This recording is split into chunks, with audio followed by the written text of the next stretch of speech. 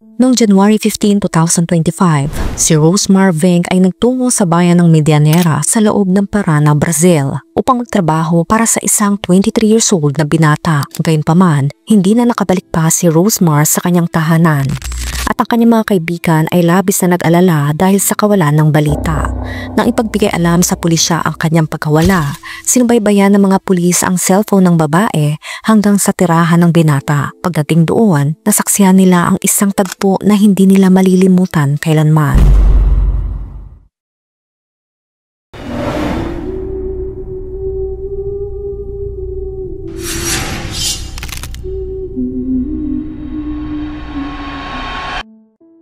Si Rosemar Veng ay 45 years old lamang nang mangyari ang lahat.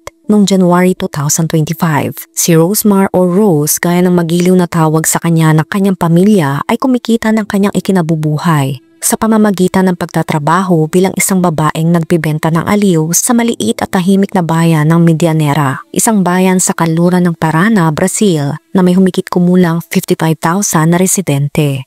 Inilarawan si Rosemar bilang isang babaeng may nakakahawang kagalakan. Kahit pa sa mga mahihirap na panahon, isang taong may napakabuting puso. Sinabi ng isa sa kanyang pinakamatalik na kaibigan sa isang panayam na walang masamang sandali para kay Rose, isang napakamapagmahal na babae na palaging nasa tabi ng mga tao kapag sila ay labis na nangangailangan. Sa social media, pinanatili ni Rosemar ang isang pribadong profile. Nagpo-post para sa ilang mga larawan sa kanyang silid. Sa isa sa kanyang kakaunting mga larawan kung saan wala siya sa loob ng kanyang tirahan, lumilitaw si Rose na isang araw ay pumunta siya sa isang palabas sa isang bar. Si Rosemar ay minamahal ng mga taong nakakakilala sa kanya, madaling magkaroon ng kaibigan at gusto niya magsaya kapag lumalabas. Sumasayaw din siya at nakikip-enjoy sa kanyang mga kaibigan. Sa mga gabi, karaniwang nagtatrabaho si Rosemar. Ginagawa ang kanyang mga trabaho sa pamamagitan ng pagpunta sa bahay ng kanyang mga kliyente at iyon ang paraan ng kanyang pamumuhay, tulad ng inilarawan ng kanyang mga kakilala na hindi itinatago sa sino man ang kanyang pribadong buhay at ang kanyang trabaho. Ngunit ang dumating ang January 15, 2025, noong gabi nakatanggap si Rose ng mensahe mula sa isang napakabatang lalaki na gustong makipagkita sa kanya sa kanyang bahay. Ang kanyang pangalan ay Stenio Biesdorf Martenda, isang 23 years old, estudyante sa universidad sa ikatlong taon ng kursong Electrical Engineering sa Universidad Tecnologica Federal do Paraná o UTFPR. Si Stenio ay nakatira rin sa Medianera sa Conda neighborhood kung saan siya nanirahan kasama ang kanyang pamilya mula nang siya ay pinanganak.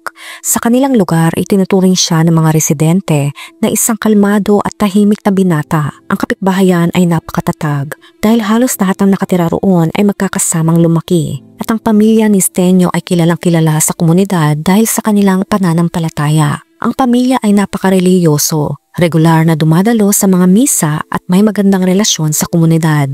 Nakita rin si Stenio bilang isang napakabait na binata na palaging bumabati ng magandang araw sa kanyang mga kapitbahay at hindi kailanman nasangkot sa anumang gulo. Namumuhay ng isang karaniwang buhay tulad ng lahat ng mga kabataang residente ng Medianera. Noong linggo ng malagim na pangyayari, ang buong pamilya ni Stenio ay nagbakasyon malapit sa dalampasigan at sa ilang kadahilanan marahil ay nakaplano na ang kanyang gagawin. Ang binata ang tanging natira sa tirahan, habang ang kanyang mga kamag-anak ay naglalakbay. Mukhang iniisip na ang kanyang mga gagawin. Nagpadala siya ng mensahe kay Rosemar na kinukuha ang kanyang serbisyo. At sa pamamagitan ng mga text message, nagkasundo sila sa oras at halaga. Iniisip ni Rose na ito ay isa lamang karaniwang trabaho tulad ng iba, kaya ipinaalam niya sa kanyang mga kaibigan kung saan siya pupunta at sumakay ng isang kotse na nabook niya mula sa isang app para makarating sa tirahan ng kanyang kliyente na matatagpuan nga sa Conda neighborhood. Gayunpaman, pagdating sa bahay ng estudyante, hindi na nakabalik pa si Rosemar sa kanyang tahanan. Ang kanyang mga kaibigan na nag-aalala dahil walang balita mula kay Rose ay nagsimulang subukang tawagan siya at magpadala ng mga mensahe. Ngunit hindi niya kailanman sinagot o sinasagot ang mga ito. Nagsimulang maghinala ang kanyang mga kaibigan na may nangyaring mali at pagkatapos maghintay ng 24 hours mula sa kanyang pagkawala, umaasang lilitaw ang babae. Nagpa siya ang kanyang mga kaibigan na pumunta sa istasyon ng pulisya ng bayan upang magrehistro ng ulat ng insidente tungkol sa pagkawala ni Rosemar. Hindi karaniwan para kay Rosemar na matagal mawala ng balita At ang pinakamalaking pag-alala ng kanyang mga kaibigan ay baka may nangyari sa kanya. Dahil sa kabila ng kanyang karanasan sa kanyang trabaho, ang kanyang propesyon ay tinuturing na mapanganib dahil nilalantad nito ang isang tao at halos walang paraan ng pagtatanggol. Kaya noong sumunod na araw, January 16, 2025, nagsimulang imbestigahan ng pulisya ang kinaroroonan ni Rosemar at nagpasya ang mga ahente na balikan ang ruta na kanyang tinahak nung gabi na siya ay nawala, na sinubaybayan naman ng kanyang cellphone. Ipinakita ng cellphone na ito sa Conda neighborhood ang huling lokasyon ng trabaho na ginawa ni Rose bago siya nawala. Nagawa ng mga pulis na balikan ang kanyang ruta matapos nilang suriin ang impormasyon mula sa app na ginamit ng babae. Natunto nila ang driver na naghatid sa kanya at kinumpirma nito ang rutang tinahak hanggang sa Tito de Pilha, Colito Street. Pagdating sa malaking bahay, kumatok ang mga pulis sa gate at si Stenyo ang sumagot. Agad na napansin ng mga ahente na ang binata ay labis na kinakabahan, maraming galos sa katawan at mga bakas ng pulang likido. Sa pag-iisip ng pinakamasamang nangyari, pumasok ang pulisya sa tirahan at ang kanilang natagpuan ay nanatili pa rin sa kanilang mga alaala hanggang ngayon. Dahil ang eksena ay halos katulad ng mga nasa pelikulang horror. Bilang paggalang sa pamilya at para na rin sa pagsunod ng patakaran ng YouTube, ilang mga detalye ang aalisin ngunit sa paraang hindi makakasagabal sa pag-unawa sa kaso. Sa loob ng bahay natagpuan ng pulisya ang labi ni Rosemar na nakahiwalay sa iba't ibang bahagi ng silid at puno ng mga kemikal tulad ng caustic soda, disinfectants at iba pang mga produkto. Ngunit ang pinakanakakagulat sa pulisya ay ang pagkakahiwa-hiwalay ng mga bahagi tulad ng mga binti, braso, paa at kamay na nasa loob ng mga balde na nakalubog sa caustic soda. Ang iba pang mga bahagi tulad ng torso ay nasa loob ng isang plastic bag. Mahalagang tandaan na ang mga imaheng ito ay sa kasamaang palad lumabas sa internet na isang ganap na kawalang galang sa pamilya, kaya hinihiling ko na huwag nyo nang hanapin o ibahagi ang mga ito. Pagkakita ng mga ito ay agad na naaresto si Stenyo at ang sandali ng pag-aresto ay nakuhanan ng ilang mga kapitbahay. Labis silang nagulat sa kalupitang nangyari, lalo na ang mga taong nasa tabi mismo ng bahay nila Stenyo. Dinala si Stenyo sa istasyon ng pulisya kung saan umamin siya sa krimen at nagbigay ng higit pang mga detalye tungkol sa motibo at kung paano nangyari ang lahat. Ayon sa binunyag ng binata sa kanyang testimonya, matapos silang isagawa ang mga napagkasundoang gawain ng magbabayad na si Stenyo, nagbigay si Rosemar ng halagang mas mataas kesa sa napagkasunduan dahil umano ay gumawa siya ng mga karagdagang bagay. Hindi sumang-ayon si Stenyo sa presyo ng trabaho at nagkaroon ng hindi pagkakasundo sa pagitan nila. Iyon ang sandali kung kailan sinabi umano ni Rose na kung hindi siya magbabayad ng karagdagang halaga ay isusumbong niya ito sa pulisya na pinagsamantalahan siya ng binata. Sinabi ng binata sa pulisya na wala siyang halagang ibibigay kay Rosemar, kaya naisip niyang baka makukulong siya. At dahil dito nawala ang kanyang pag-iisip. Sa sandaling tinapos niya si Rosemar gamit ang ilang atake ng matulis na bagay sa takot na makulong, nagsimulang mag-isip si Stenyo ng iba't ibang paraan upang itago si Rose at nagsaliksik pa siya sa internet ng ilang mga paraan kung paano niya ito magagawa. Ang mga tagahanap tulad ng kung paano gumawa ng sabon gamit ang labi ng tao ay isinagawa at pinaniwala nito ang binata na sa ganoong paraan ay magagawa niyang alisin si Rosemar sa maikling panahon gamit ang caustic soda. Pero ito ay hindi kasing simple ng inaakala ni Stenyo na makakaligtas siya sa kanyang mga ginawa. Pumunta siya sa bahay ng isang kapitbahay at humiram ng isang lagari o isang bagay na pamputol ng kahoy na ginamit niya upang ihiwalay at ikalat ang mga bahagi sa mga balde at iba pang lagayan. Pagkatapos ay sinimulan niya ang prosesong tinatawag na saponification sa biktima gamit ang caustic soda. Sa madaling salita, binabago ng prosesong ito ang taba ng katawan sa isang malasabon na komposisyon. Ang buong buhay ni Stenyo ay inimbestigahan at dito natuklasan ng mga pulis na ang binata ay hindi gaano kilala sa komunidad kumpara kay Rosemar. Kinomentaryo ng delegado ng kaso, sa simula, ito ang unang pagkikita ng dalawa. Ayon sa akusado, hindi sila nagkasundo sa halaga kaya nagkaroon ng pananakot at inatake ng binata ang babae.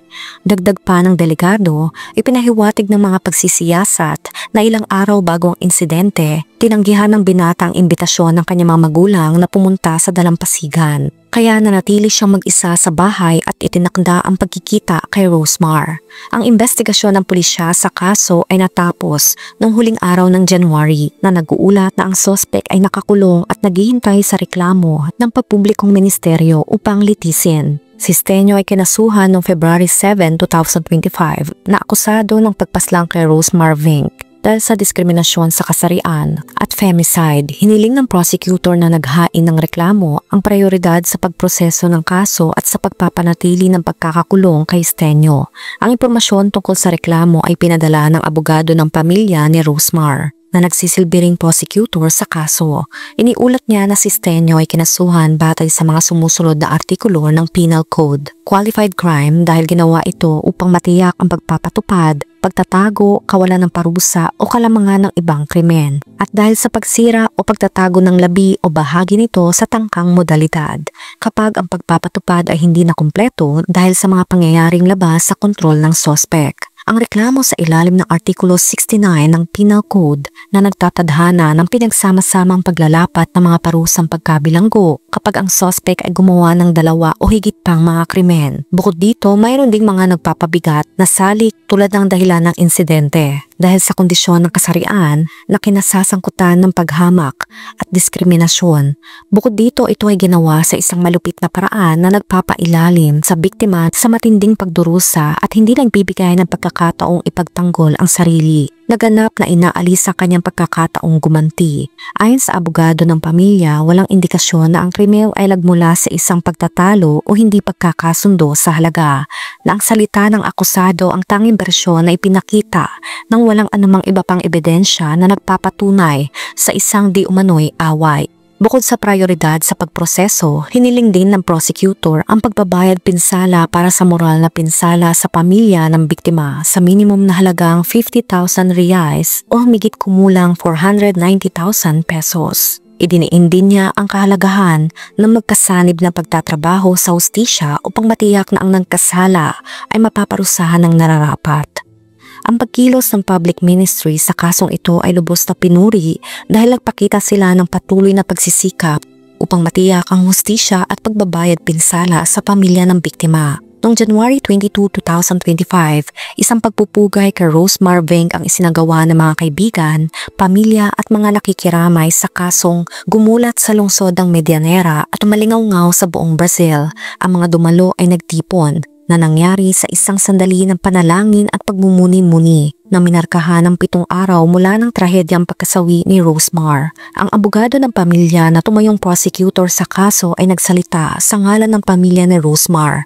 Ito ang huling pagpupugay para sa kanya. Narito kami na kumakatawan sa pamilya at sa buong munisipalidad ng Medianera na lubos na nababahala sa nangyari sa aming mahal at payapang lungsod, sabi ng abogado. Idiniin din niya ang kahalagahan ng sandali upang magnilay-nilay sa lumalalang karahasan laban sa kababaihan na binibigyang diin na ito ay isa pang kaso ng femicide.